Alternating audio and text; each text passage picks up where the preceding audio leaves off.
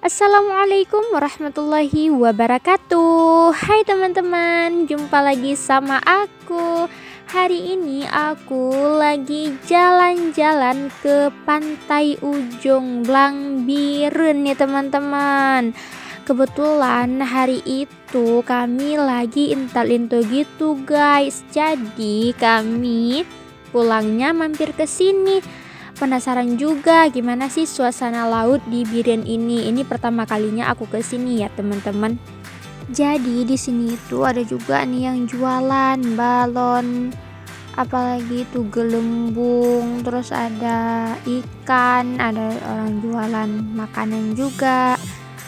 Di sini suasananya nggak jauh beda sama Jomblang di Luxmawe. Tapi hari ini kan weekend gitu, jadi rame banget di sini. Itu ada babang penjual gelembung itu. Terus ya pokoknya bervariasi. Aku lagi makan gulali, teman-teman.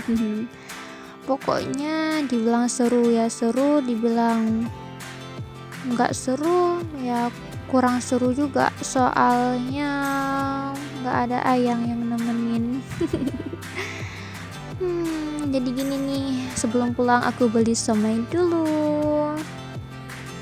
Tidak berlama-lama, langsung aja aku OTW karena udah telat, udah hampir asar.